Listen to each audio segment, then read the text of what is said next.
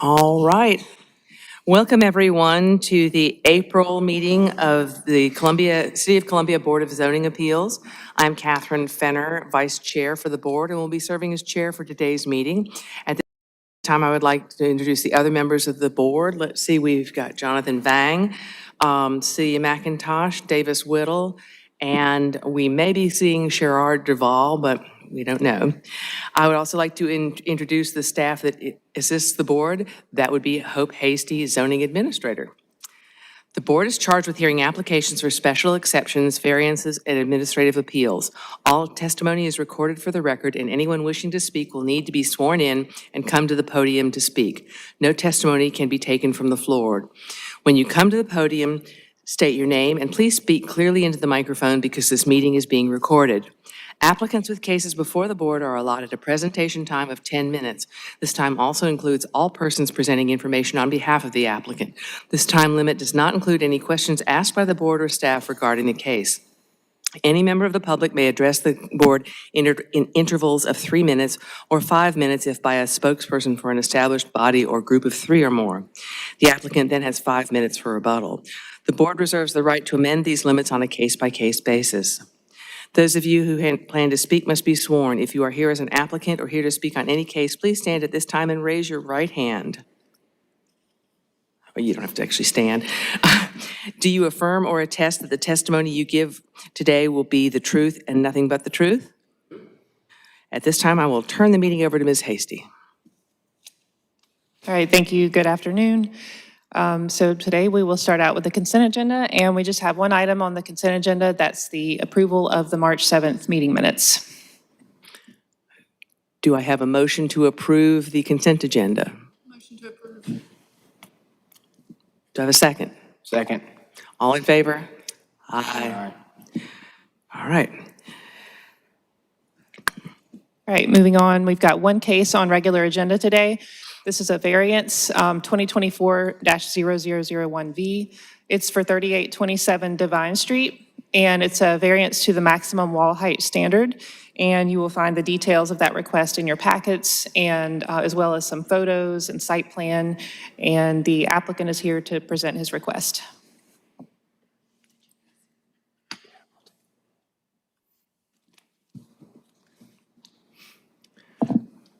All right. If you could come forward and present your case, we're interested. What do you got? Richard Ladson. I gave you a complete package, at least from my view, so I hope it was self-explanatory if you had a chance to look at it. You need to speak closer to the microphone, Closer? or can we Sorry. can't turn the volume up, I guess. That's fine. I think it's on. Is it on now? Is it on? It's not very loud compared to mine.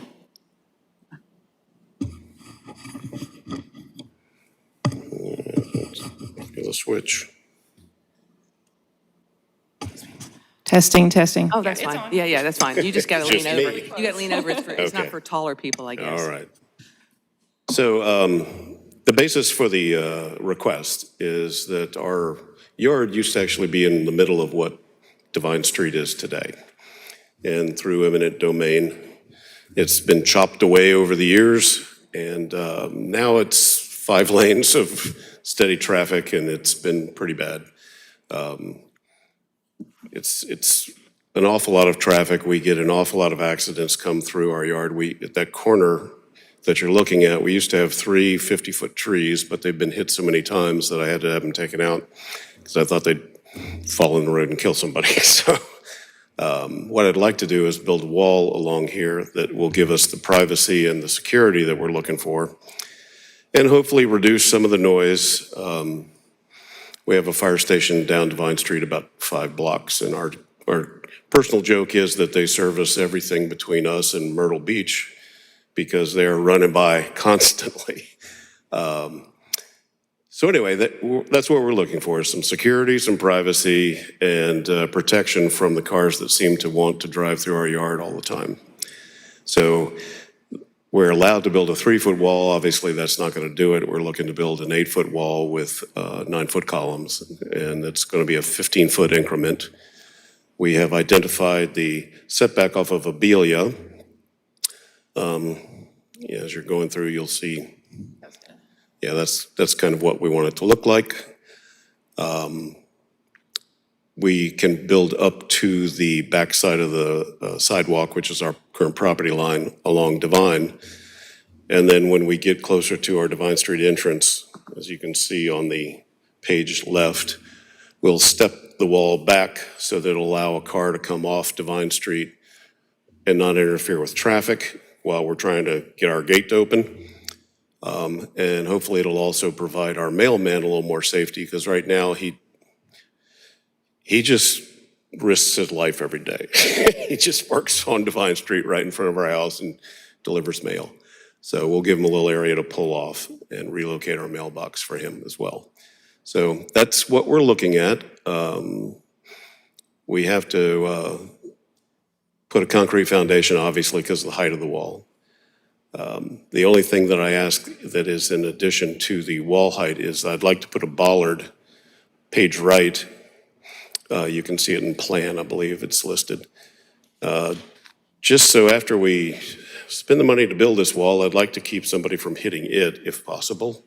And that would actually be in the city property. That's a setback that's allowed on the Abelia is a city road. And so we have that 5-foot setback off the walkway. So the bollard would actually fall into that area. So that's the only thing that's unusual other than the height. When I was talking with the zoning folks, they also were concerned about the visibility. It's not online, but they gave me a 25-foot from a corner of lot visibility line, that one right there. It has never been there before. We had trees there forever, but what I did was I went and drove up to the intersection, and I had built up a mock-up of the column that we're going to put and placed it on the corner so that I could take a photo from inside the car looking. Now, we have the benefit that Divine Street kind of curves away from Abelia on both directions. So when you pull up on Abelia, when you pull up to enter Divine Street, looking left, you can see clearly all the way down the hill, and looking right, you can see all the way to the intersection and the traffic light that's at Kilburn. So we don't feel like we're impinging any visibility or creating a dangerous thing. And we had our neighbors look at it. We went and presented it to all of our neighbors that were available, and they said, okay, great, so you should have some letters in this packet as well saying that they like it. So that's my case. If you have any questions for me, I'm here to answer. Do we have questions? Yeah, I have one. Have you called 811 and see if there's any utility conflicts? Many times in the past, I haven't recently. There is a water line that runs to the house that's midpoint. And so I have to build a bridge over top of that because the actual water meter is half on the sidewalk and half on my property. So I'm aware of that, and I'm going to have that redone, and we'll build over it and make sure that they have access to it. So as of right, you can have a 3-foot wall, is that correct? So 3 or just to 4. clarify, so he's on a corner lot, so the requirement is 4 feet for the front yard, and you can have 6 on a secondary front. But what he's referring to is this diagram that you see here. That's any area basically coming from the intersection of the 2 streets, 25 feet back to create that triangle. That's the site visibility triangle. And that's where you're not supposed to have anything between the 3 and 8 feet in height, just for visibility reasons. So that falls under the height section with the fences and walls as well. So it's kind of the same. It falls under the height request. So, but if his actual wall that he's proposing to build that is 8 feet high, Yes, he could of right build one 4 feet, you say? yes, in the front. In the So front. on one side 4 and on one side 6 he could do. So by- along by the right. Divine Street side, he could build 4, and on the Abelia side, 6. Yes, we would typically go with Divine as the primary frontage because of the volume of traffic, so. Okay. Can you switch back to the photos that I took? Sure. The one of the,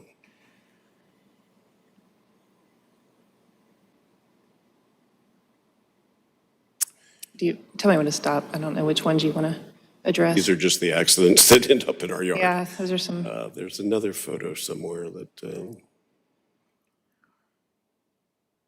yeah, there we go. Okay, so inside a car, pulled up to the picture on the right. What I did was I built a plywood box that emulated the 9-foot column, put it on the corner where we're going to place it, so you can see that when you pull up to the intersection, you can see all the way to the light at Kilburn. And when you're looking the other way, like I say, it turns away from Abelia, and you can see all the way down the hill.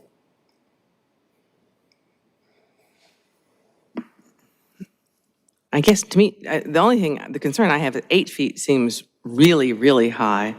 I'm thinking about in my neighborhood, at University Hill, I know people have built walls and they were more like 6 feet. It seems like that would give you some protection. I don't know, 8 feet just feels like a lot. Well, our neighbors have one that's 10 feet. As a matter of fact, The neighbor where? one right there, And that's on, corner of Kilburn and Devine.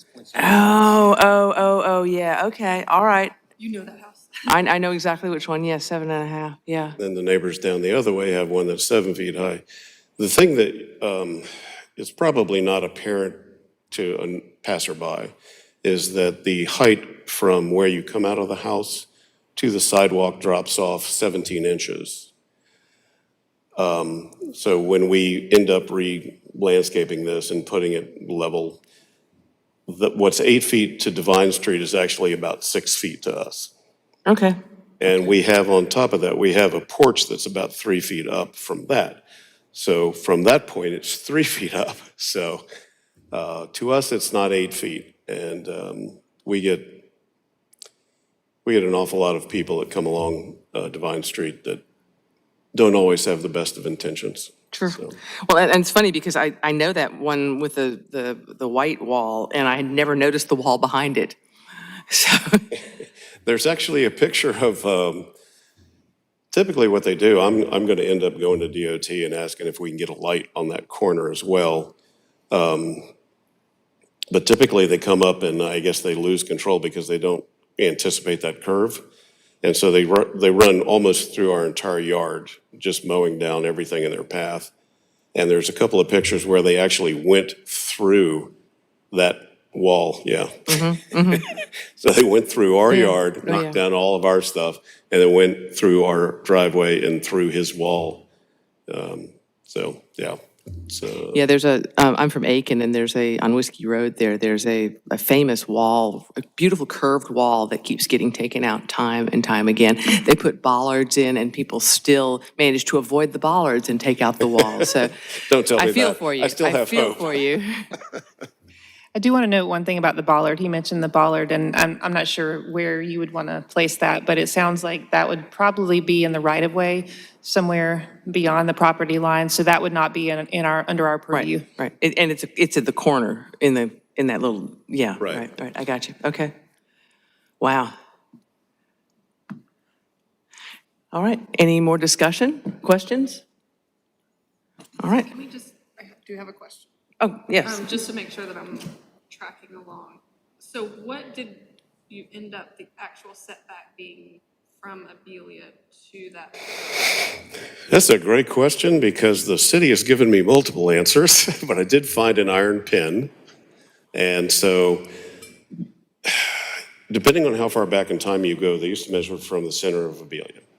Then it was a curb, then it was inside the sidewalk, which I believe is what they're using now. So it's 5 feet from inside of sidewalk, because that's where I found the pin, the iron pin. So I've assumed that much of a setback. Because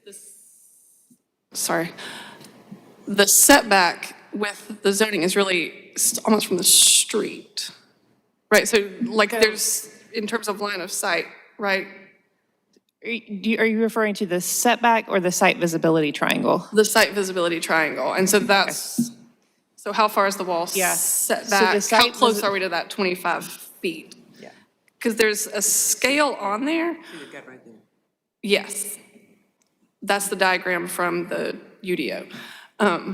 What I'm asking is where the column actually lands in that 25 Right on that feet. Are we corner. at See, there, 25? Did we make it to 25 or are we at 18? Because There in is one a of the site drawings, it plan, looks.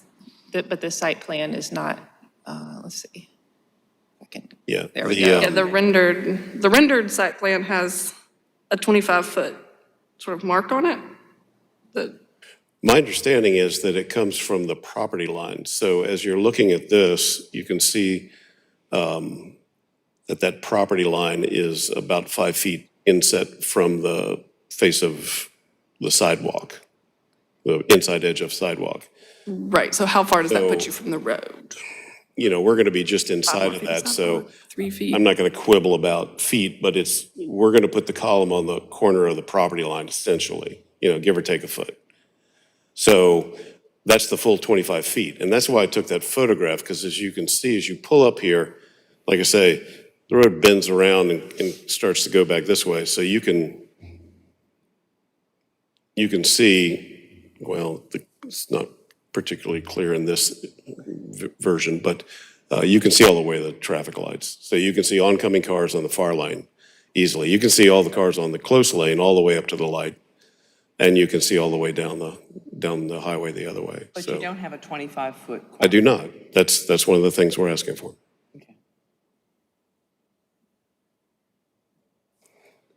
But like I said, up until a year ago, we had massive amounts of shrubbery and trees that were in excess of 3 feet high within Right, but that a tree 25-foot stops, triangle. You know, you can see before and after the tree. Yeah.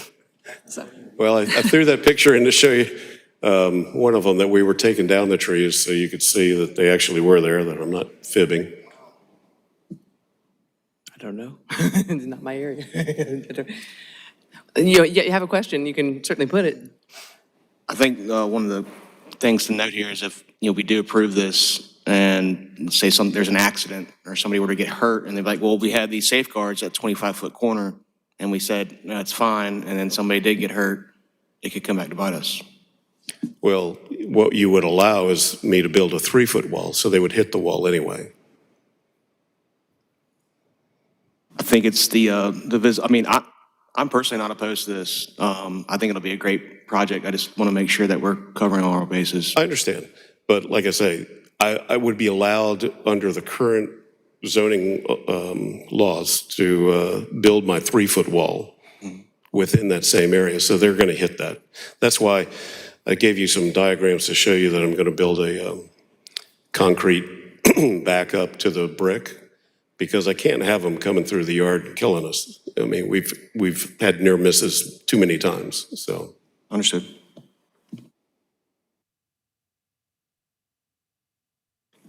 Do we have other questions from the board? All right. Is there anyone else who would like to speak to this matter? She's with me. No, then there's, okay. All right. Then testimony is closed, and let's begin board discussion. Okay. Would anyone like to start? sure, I'll go. So first off, I really appreciate the aesthetic quality of your wall. Sometimes we have 8-foot fences come before us, and I really struggle with those. But with the cutbacks, it maintains, some pedestrian friendliness, even though that's a really pedestrian unfriendly place to be. All that being said, I feel like if we could just tweak that design to maintain the visibility. And so that's why I was going back and saying, okay, what are we really asking for and what are the pieces of the variance?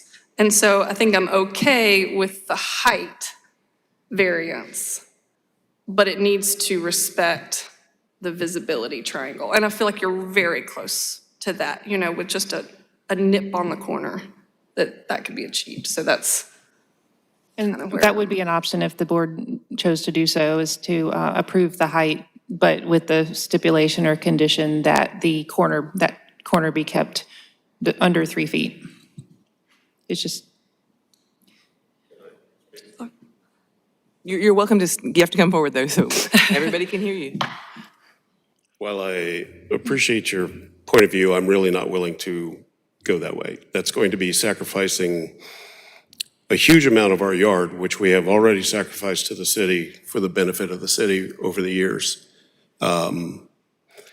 That's 25 by 25 foot chunk of my yard that has been forested for a very long time that you're asking me to sacrifice. I'm looking to get rid of my line of sight that looks at the traffic coming in, the amount of smog and pollution and wind and sound that comes at me. So dropping that down to 3 feet will work in the opposite direction of what I'm trying to achieve. I know that I used to have a friend who lived on Abelia down a couple blocks, down a block down. And I used to turn right there all the time, and there's no trouble turning right there. The issue is going to be turning left, which one would actually hope no one would do, but of course we know that doesn't happen. Turning left has got you have 5 lanes. You have 2 lanes going each way and a center lane. And so for those of us that turn left out of Abelia, if you're impatient, as some are, you can pull halfway out into this middle lane and wait till that clears. And that's as clear visibility as you can get right there, so. So just to be clear, again, Hope, clarify for me, because I think that's, can we go back to the rendered? The diagram of the, Yes. That, stop. Oh. Down this one. And if we kind of zoom in on that, can you zoom? can't. Okay. Because there's a 25-foot mark there, but it's starting at the property line. But for the line of sight, you're really starting at the street. So that's, I feel like you're just so close to being within that. And so that's why I was feeling like it wasn't a huge ask. I understand if it was from the property line, yes, you're taking a giant chunk out of your yard, but I feel like, so like if we're measuring from here, so this is a 25-foot marker. If you're going from here, 25 feet's gonna be like here. You know, if that's, Oh, okay. give me a. Okay, I think give me what, a curve, I think you know? what she's That's all suggesting, I'm I asking. think what she's suggesting is that if you look at, if you figure the fact that the corner, if you start at the actual, if you were to make a square corner, Right. okay, and you see the 20, on the rendering, you've got a 25-foot marker. You're really only talking about pushing everything back, what would you say about, 2 feet, I mean. 2 or 3 feet? I don't know, it's- Well, Which on the other hand works both The, ways, actually. Right, or finding, cutting some sort of angle or something, because it's, it's a triangle. But that also works both ways, I guess, insofar as, once upon a time, not when I that much started either this way. project a year or so ago, you used to have a measurement pattern that said project Divine Street and project Abelia, and where those 2 points meet, that's where you start this measurement for this 25 feet. I think that's been amended, so you would have to tell me where the starting point for the 25-foot triangle is. I mean, based on that diagram. yeah, see, because this is square, but It's the the corner is not intersection, square. it's at the intersection of the property lines. Okay, it is where the it property starts. lines, and so not the street. Not the street, yeah. Okay, so that was, I was taking that too. It's like, it's not the street intersection, it's the intersection of the 2 property lines, the front and the side, yeah. Okay, But because it's already a curve, you probably have more visibility there than you would think. That's what my point. well, I mean, that's why it's, Yeah. because there's a sidewalk, there's an easement and a sidewalk and a right of way, Yeah. you're getting closer Yeah, than, yeah. if these were some neighborhoods where it's literally. All right, do we have a motion? Jonathan, go for it. I motion to approve. Can I get a second? Second. Subject to staff comments. You have a second? Second. All in favor? Aye. Okay, I guess it carries. Thank you. All right. Appreciate it very much. All right. And we need to approve the meeting, the minutes from the previous meeting or something? We did that on consent, yeah. Oh, That's right, never mind. Okay. So yes, we can go with a motion to adjourn. We have nothing else on the agenda. Do we have a motion to adjourn? Motion to adjourn. All in favor? Aye. Aye.